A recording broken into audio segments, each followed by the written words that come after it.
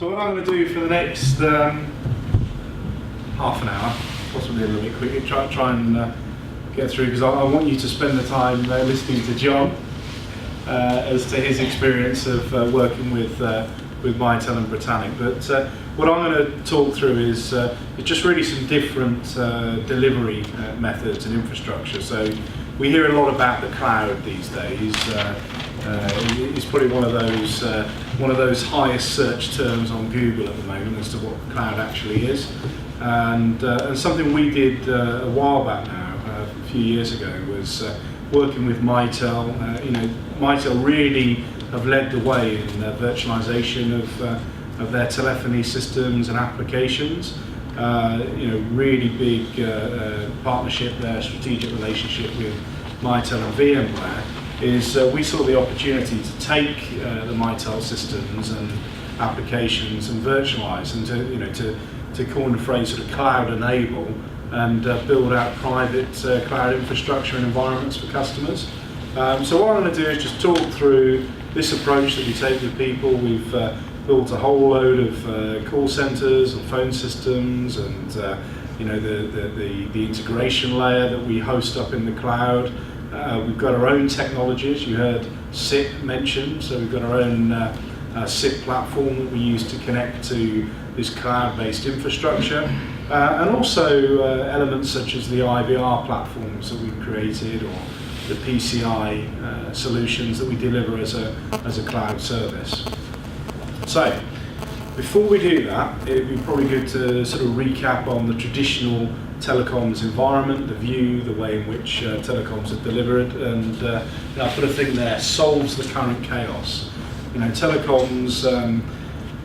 Really, we've seen it emerge. So certainly, multiple site organisations where a lot of the phone systems have been tactical purchases. I need a phone system, I need some lines, I need a maintainer, and over a period of time, customers can get a little bit confused with lots of different suppliers, lots of different hardware, lots of different software versions and levels, and then when it comes to actually managing it and deploying technology, it becomes, a bit of a challenge, right? If I want to start to deploy some of these great UC and presence and mobility type applications, if I haven't got a common platform and a common infrastructure, it becomes really hard to do all that integration stuff.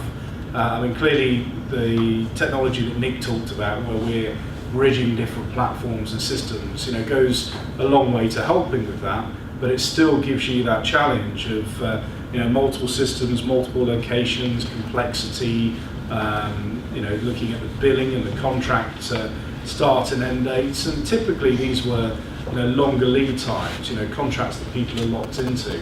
If I want to make a strategic change of my voice platform, and it's the reality is it's spread across 28 locations, as the case with Trail Finders. How on earth am I going to go through and update all those different platforms and really get them working in unison? It's a lot of work involved. Voice is obviously a critical real-time service, and the idea of starting to overlay applications on top, you need that level of control. And for sure, it gets confusing. The more you have to deal with, the more you have to understand, the more you have to manage. Wouldn't it be great if we got this central location we can go to manage everything to do with our communication platforms?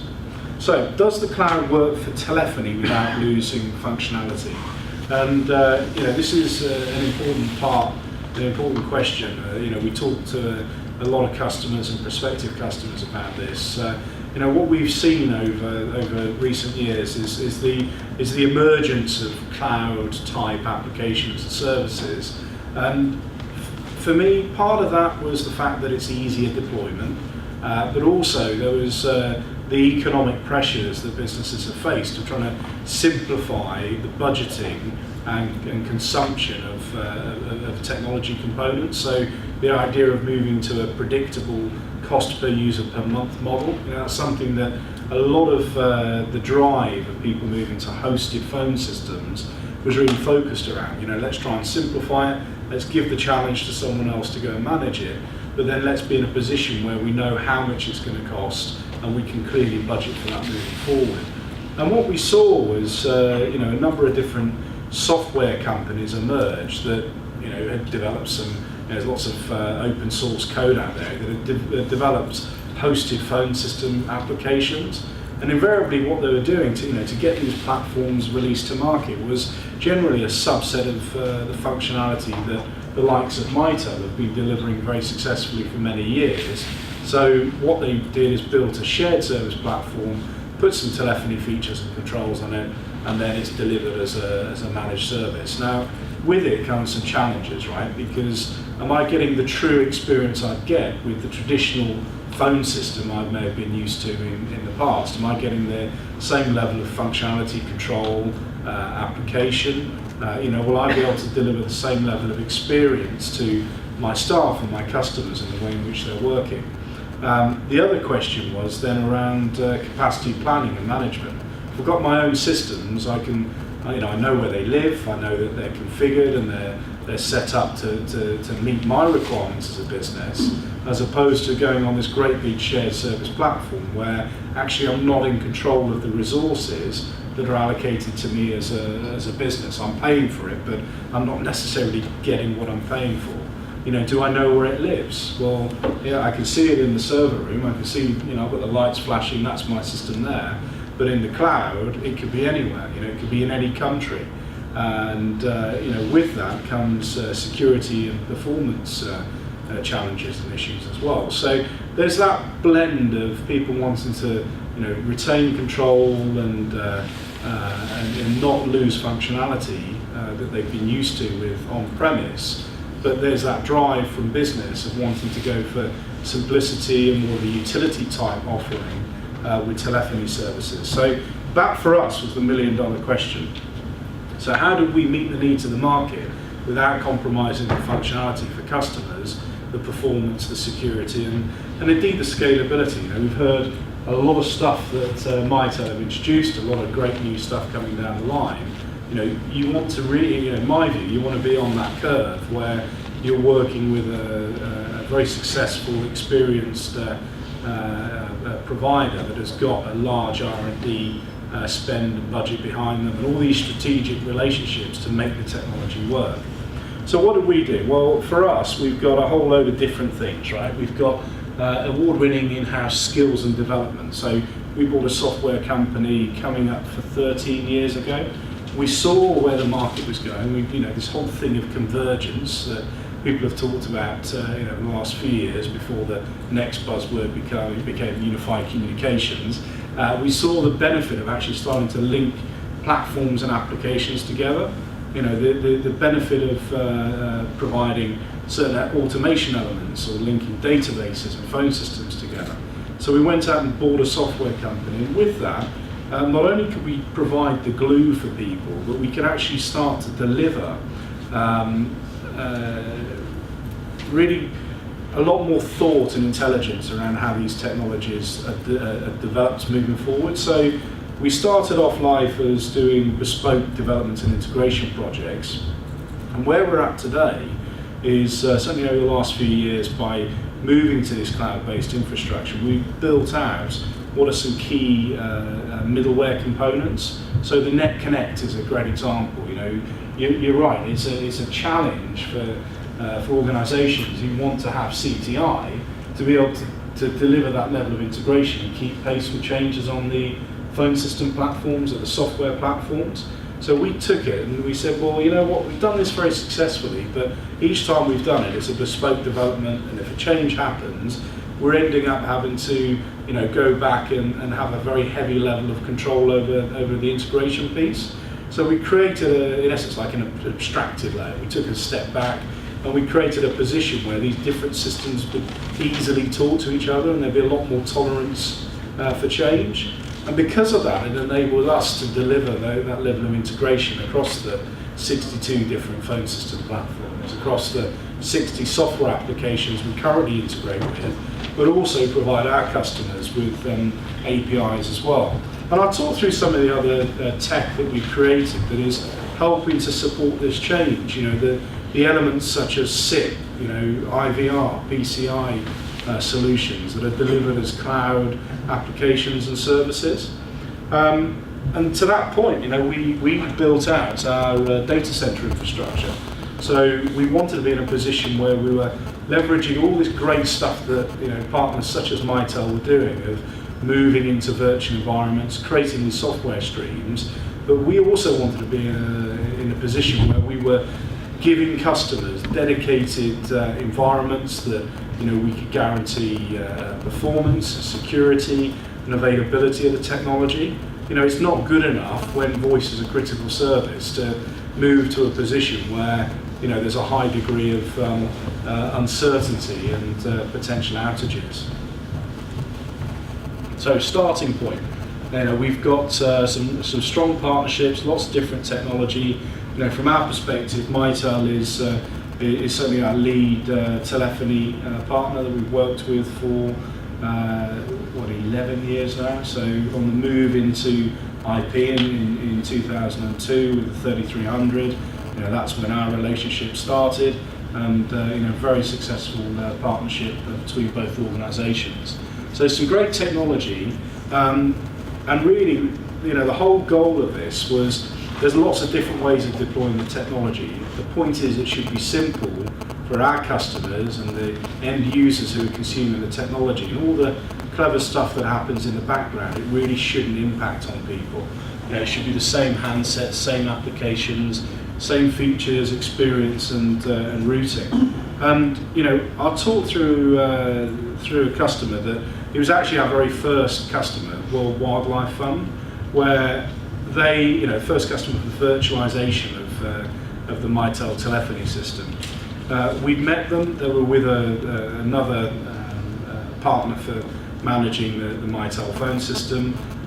They got to hear about all the great things that we did, and I went to go and see them one day, and they said we've got a bit of a challenge around our current systems. They're not really performing how we'd like them to perform.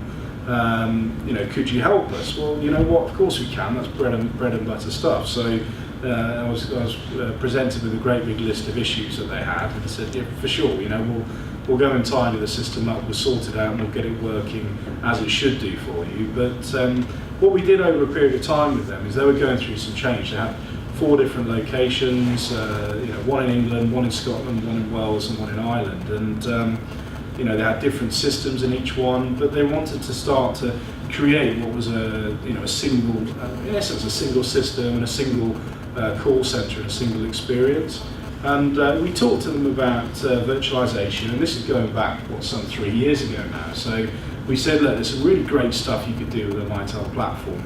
They'd already virtualized all their IT and data infrastructure, and they said, you know what, we could do this with voice, couldn't we? This really could be something that we could go and do. It would be easier to manage, we could create better resilience, and we can easily then manage and control this system from a single point. Yeah, absolutely, we can do it. So we worked with them, we planned it out, we worked with their network provider. Yes, we provide networks, but we don't provide all of them out there in the world. So we talked to their network provider about how we could integrate our SIP service and run the phone service over that network. And we worked with them, tested it, built it, and set it up. And in fact, we've had Ian Exton, who from World Wildlife Fund, talk at these types of events before. And for him, it was the level of planning we went to that they moved from an on-premise solution and over to a virtual environment. We did this over a weekend, so we executed the move over a weekend after all the planning and testing. And when the users came into the office on Monday, they didn't notice a difference, right? To them, it's still exactly the same phone system. We'd radically changed the way in which the phone system was built and managed and delivered and the architecture behind it. But to them, when they came in, and they're presented with their telephone on the desk, every single feature, every single button, all the controls were exactly the same on the Monday as they were on the Friday. And that's what it should be about. This is just about how the stuff's stored, right? So some different models. There's the on-premise one, which we're all used to. There's the virtualized model. That's the one I've just talked through with World Wildlife Fund. There's the data center models, and again, we've worked with customers where we've implemented telephony platforms in their own data centers. And then there's the cloud model. So what we've done is, as I said, across 3 data centers, is we've built out a private cloud infrastructure for customers, so we can ring fence the resources that we're delivering for people, and then we can work to very high SLAs around performance guarantees, which is really important because, again, moving to the cloud has got some benefits, but do not compromise on functionality and SLAs. So one size doesn't fit all. I think, again, the important thing is what we tend to see is people are at different stages of the journey. So we can support all of those, and we can deliver hybrid solutions. We can deliver on-premise, virtual cloud, and so on. And it is a journey. Part of what we do is we work with customers to plan that journey out. And what we've got is some very clever technology, right? So there's a number of things that we've created over a period of time that add value to the offerings from companies such as Mitel. So NetX is one such thing, which is our SIP trunking product. And what we did, in fact, going back 8-9 years ago, is we saw the opportunity to change the way in which people made and received telephone calls. Move from the ISDN type technology over to more data-centric ways of routing calls, so using a data circuit. And one of our very first deployments actually spanned 5,500 users with Mitel platforms across 10 locations for the whole of the regional government offices. So they didn't have any ISDN, they had all the hot desking functionality of Mitel, and all of this was run over our SIP exchange. And again, what we've done is we've taken all of that intelligence we've built and moved that into this cloud infrastructure. So we used to have boxes that did all the conversion. Now it's great big carrier grade platform where we're routing millions and millions of calls every month over the SIP exchange. And then when you start to look at it, there's a whole load of additional things that we can layer on top of this SIP service. I mentioned this PCI credit card compliance challenge that people face. So traditional method is I phone in, I talk to an agent, and I want to place an order. And at that point, I start, I'm asked the details to complete the transaction. I give my credit card details over. You know what? We don't always necessarily like doing it, but we tend to trust people and we give that information over. That information is then typed into a computer, and that's then passed onto the bank for payment. So there's, and in fact, companies with call recordings then also record the calls they made and record the screens of the numbers being typed in as well. So what we end up with is a number of different areas where our information, our credit card details can be accessed. And there is a security standard, this thing, PCI DSS, around encryption and storage of credit card details. So lots of areas of non-compliance. Yes, we can do things with call recording.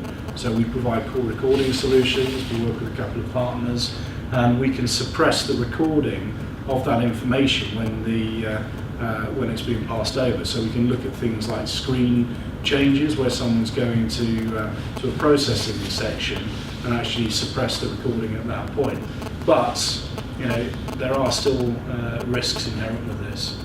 So we looked at it and said there's a different, we think there's a different way of doing it. Instead of passing those credit card details and information over, what we've done is you created a service that overlays our NetX platform, our SIP platform. So when the call comes through, we give the caller the opportunity to make the call and actually put the credit card details in on the phone, and that gets masked. It doesn't actually get passed through into the phone system or into the agent. So what really happens is those details are passed into the SIP exchange and then into our PCI solution, where there's a link into the payment system. So that's all processed. So it keeps that information away from the person. It keeps the information away from the recorder and from the computer system. And then what we do is we pass the relevant information that's needed over to the computer system, so the company's got a record of it. But again, it's thinking about ways of masking that information to meet the compliance requirements. A feature that sits on top of our SIP Exchange platform in the cloud. And the next thing I talked about, being able to give code so that somebody can type it in and then have information passed back through here, back to the caller as well via a web browser. NetConnect, we've heard about that from Nick, so a cloud-based or on-premise-based CTI solution. It does lots of clever things that you heard about earlier on, so the screen pop-out dial, integration with Microsoft Link, the bridging of different telephone system worlds. And then the location, we've, as I said, 3 data centers. We've built this to be able to support voice platforms. So we understand the criticality and the latency issues and the tolerance that's required for voice. We've been providing telephone systems for coming up for 29 years now, so a lot of experience that we've got in the market, and we've used that to work with key partners such as Mitel to then move it into cloud environments. Connectivity, this is the other piece we do a lot with, looking at the connections into this cloud infrastructure in these environments. So depending upon where people are, we go and look at the best match of available networking technology to build out what becomes a private infrastructure for our customers to manage voice applications, but also the delivery of data systems and applications and storage and so on. Support and experience. So we're also VMware solution partners as well. So we've built those skills up in our business. We know how to build and manage these architectures and infrastructure. It's not straightforward. We've been doing it for a number of years now. We've started to see some of our competitors coming into this market. Other Mitel resellers, for example. And there's a lot of there's a long journey some people are going to have to go through. I'll put it like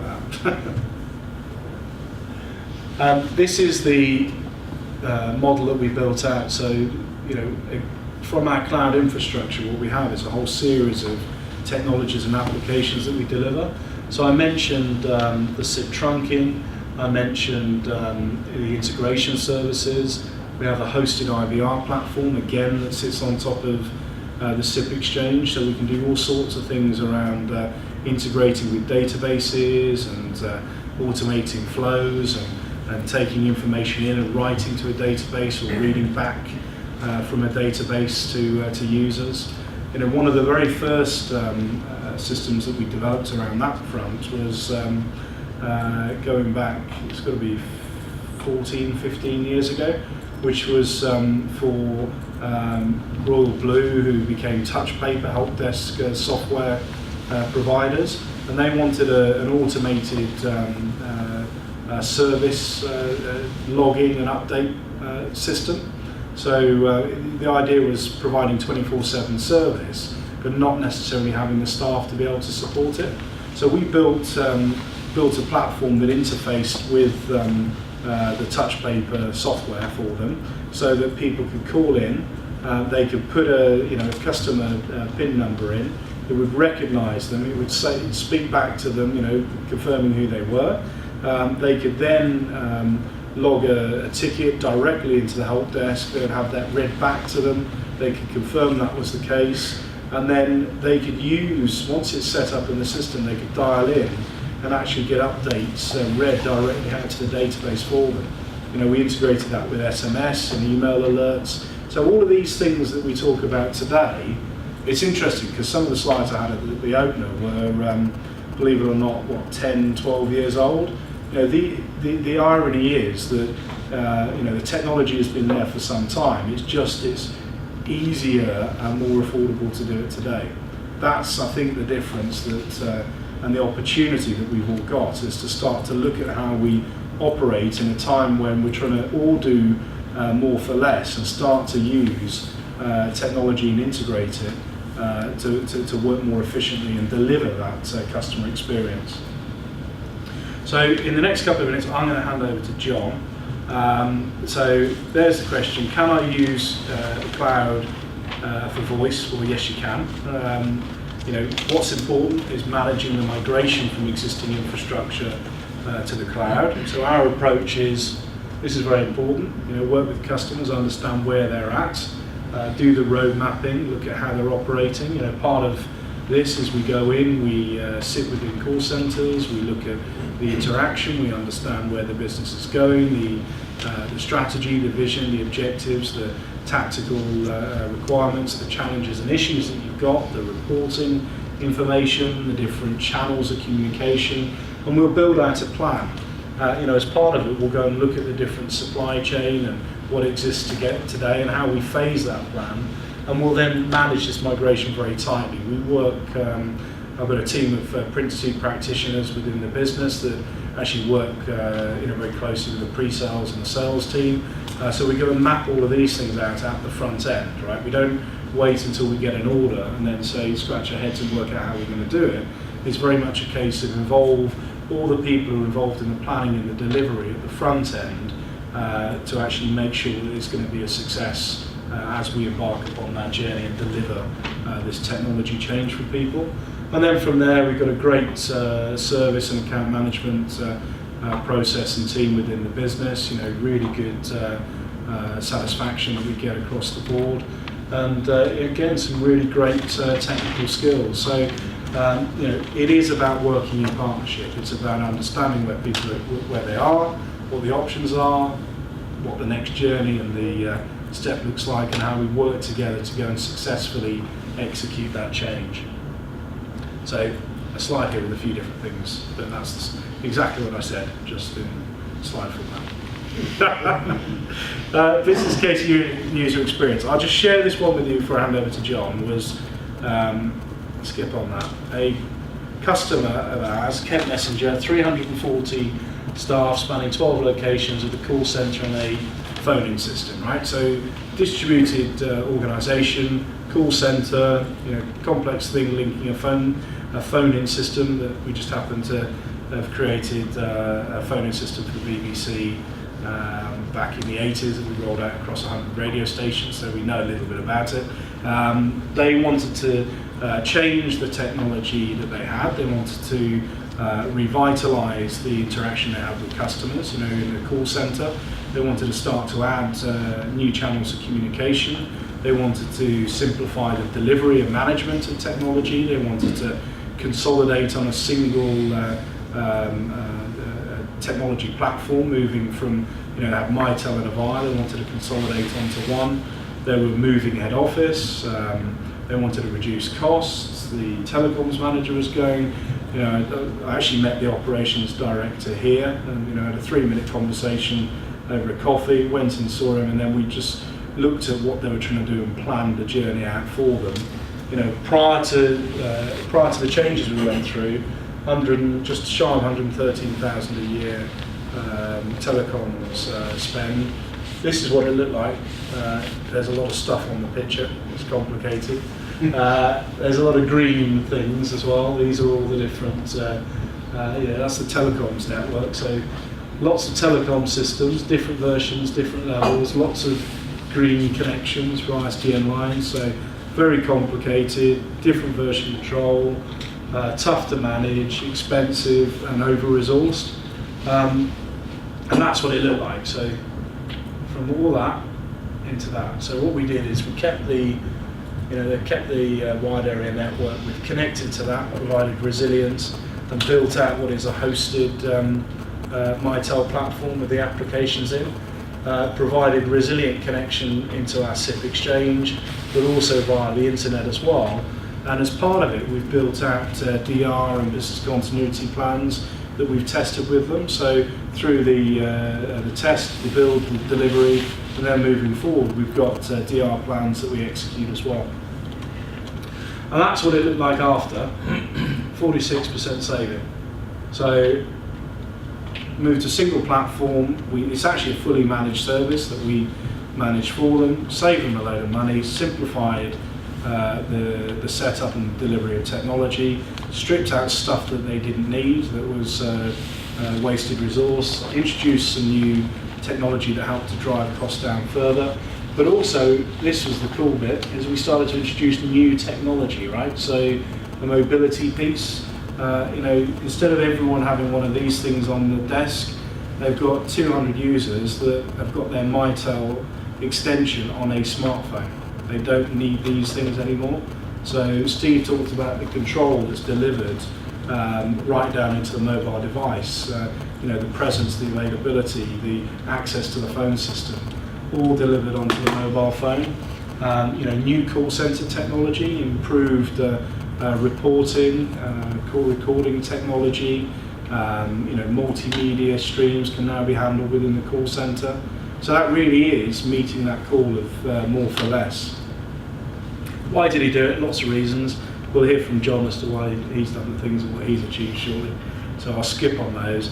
I asked the question of Duncan, what advice would you give? There's a whole load of other questions. We'll provide the slides after this, right? But a whole load of other questions I asked him, but this was one of the last ones I asked him. What advice would you give?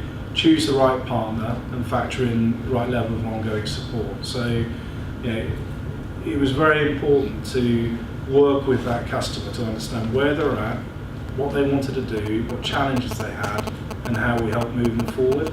The thing that my takeaway from that was going in and meeting them, and I sat in the middle of the table, and the left-hand side was the IT team, and the right-hand side was the business team, and for the first half hour, I just sat in the middle interpreting, right? So, these guys would say what they wanted to achieve from a business perspective, and these guys would say what they could do from a technical perspective, and they weren't talking the same language, so I helped, just sort of mediate, as it were. And then at the end, we started to talk about, okay, so this is what you want to do, this is the environment you've got, these are the challenges and constraints you're working within. Well, actually, if we put these things together and start to layer in a plan and new technology, this is where the business could go, this is how we can help you. And I was told after, now that's enough, we want to get on and do it. So very successful rollouts, and they've really seen the benefit. And in fact, what's interesting is as a business, we've won a lot of awards over the last 5 years now for the delivery of technology and all the integration and the complex stuff that we do for people.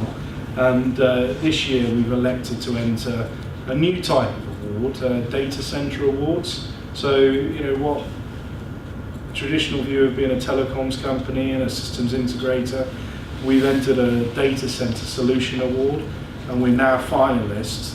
We're one of 3 companies that are finalists for Datacentre Solution Awards based upon this deployment, because it's radically changed the way in which this company is operating. So please vote for us. Need public voting. Yes, I think we're videoing it, so everyone on YouTube, please vote for us.